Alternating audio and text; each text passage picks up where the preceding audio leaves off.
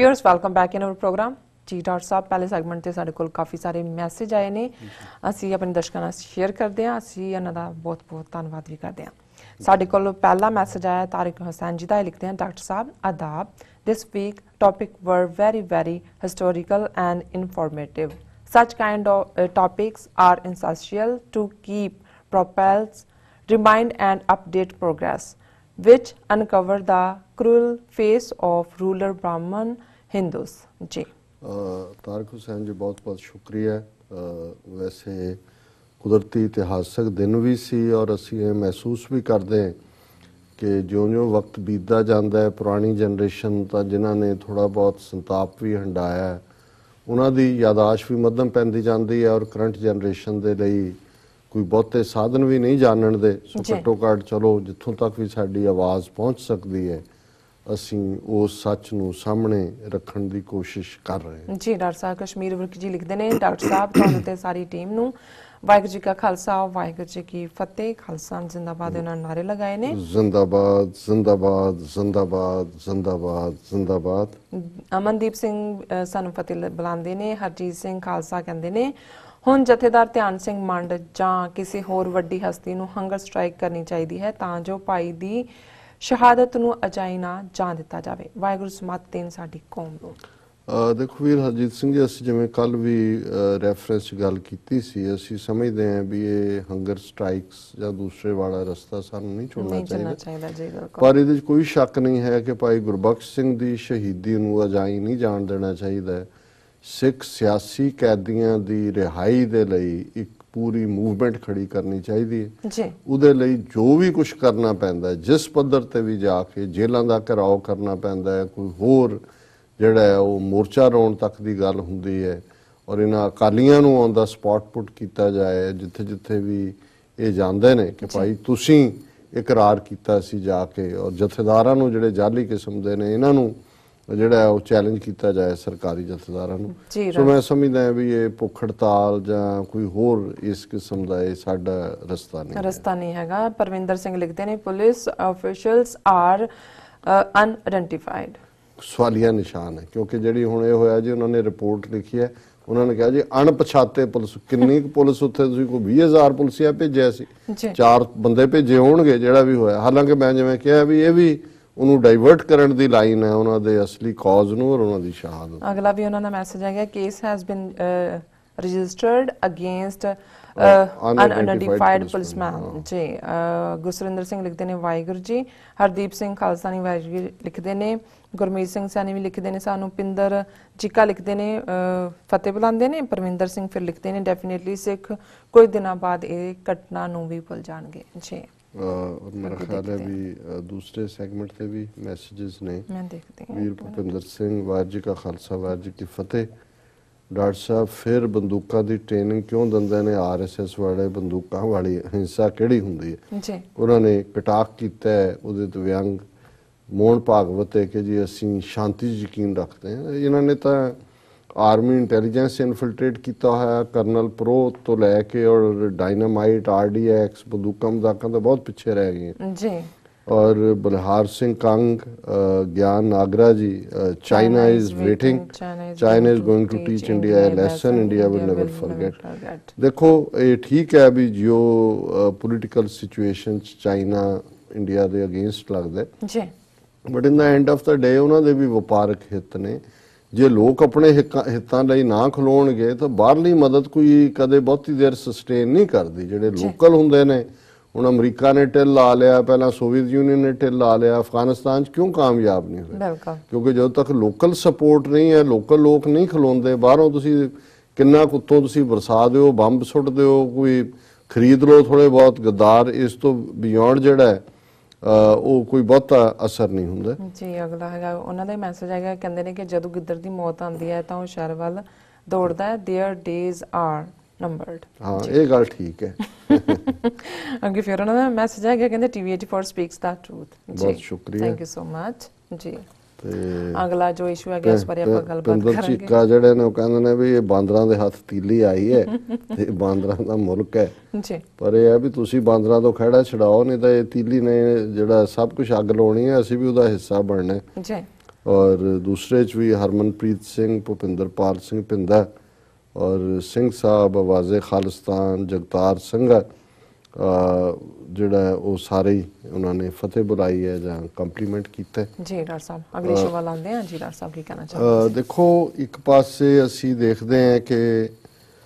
ਭਾਰਤ ਦੇ ਵਿੱਚ ਘੱਟ ਗਿਣਤੀਆਂ ਦੇ ਨਾਲ ਕੀ ਹੋ ਰਿਹਾ ਅਕਲੀਅਤਾਂ ਨਾਲ ਜੀ। ਜਦੋਂ ਅਸੀਂ ਪਾਕਿਸਤਾਨ ਦੇ ਹਵਾਲੇ ਨਾਲ ਗੱਲ ਕਰਦੇ ਹਾਂ, ਅੱਜ ਵੀ ਬਹੁਤ ਵਾਰੀ ਜਿਹੜੀ ਸਾਈਕੋ ਹਿਸਟਰੀ ਹੈ ਉਹ ਸਾਡੇ 'ਚੋਂ ਬਹੁਤਿਆਂ ਨੂੰ ਟੇਕ ਓਵਰ ਕਰਦੀ ਹੈ ਔਰ ਕਈ ਸਾਡੇ ਇੰਟਰਪ੍ਰੇਟਰ, ਕਥਾਵਾਚਕ ਔਰ ਪੁਰਾਣੀ ਜਿਹੜੇ ਜਿੱਥੇ ਇਹਨਾਂ ਨੇ ਹਿੰਦੂਤਵੀਆਂ ਨੇ ਸ਼ਰਾਰਤ ਨਾਲ ਵਿੱਚ ਆਪਣੀ ਮਿਸ ਇਨਫੋਰਮੇਸ਼ਨ ਪਾਈ ਹੋਈ ਹੈ ਉਹਨੂੰ ਇੰਟਰਪ੍ਰੇਟ ਉਵੇਂ ਹੀ ਕਰੀ ਜਾਂਦੇ ਨੇ। ਔਰ ਸਾਡੇ ਇੱਕ ਬੜੇ ਹੀ ਪਿਆਰੇ ਦਰਸ਼ਕ ਜਿਹੜੇ ਰੈਗੂਲਰ ਵਿਊਅਰ ਨੇ ਸਾਡੇ ਪ੍ਰੋਗਰਾਮ ਦੇ, ਅਮੀਰ ਹਜ਼ਮਾ ਜੀ, ਇਹਨਾਂ ਨੇ ਅੰਗਰੇਜ਼ੀ 'ਚ ਅਮੀਰ ਹਜ਼ਮਾ ਹੋ ਸਕਦਾ ਹਮਜ਼ਾ ਹੋਏ,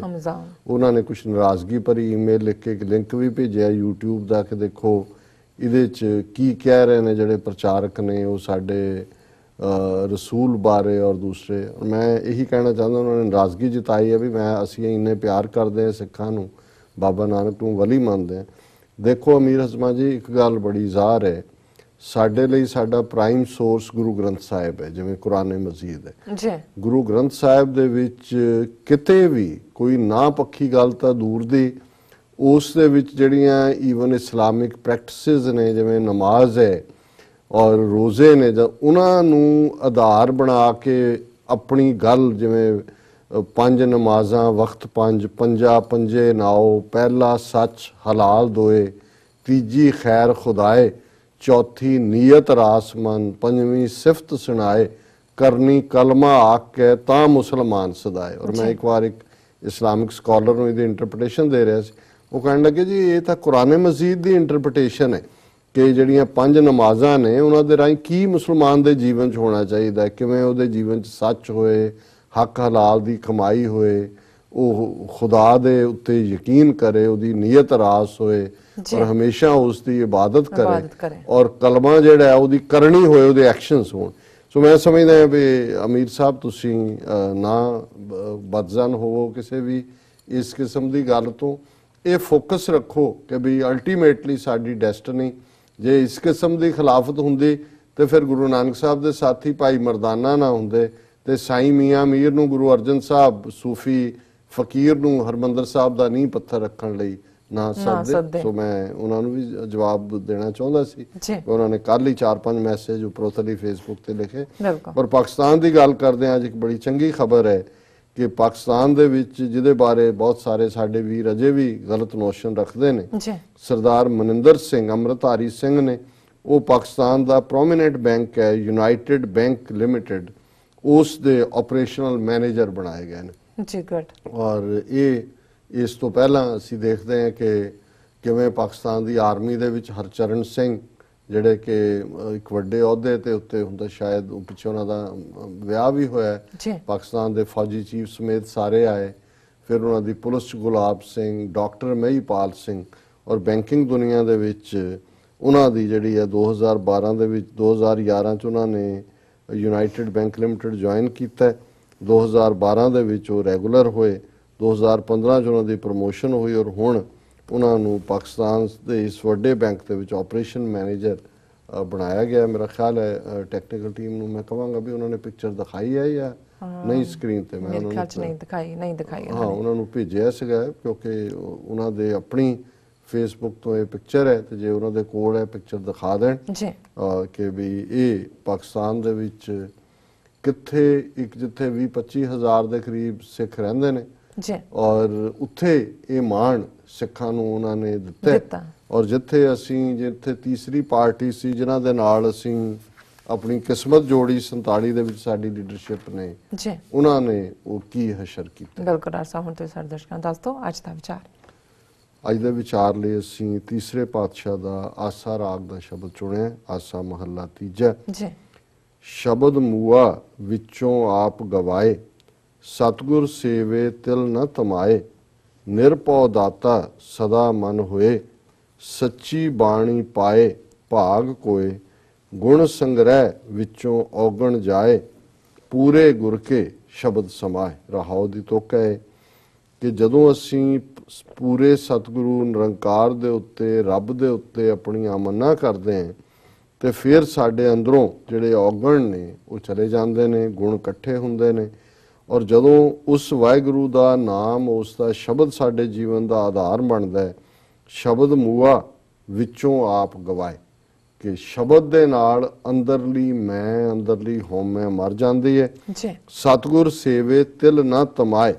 कि जदों असी सतगुरु की रब की सेवा दे विच अपना आपा दिंदे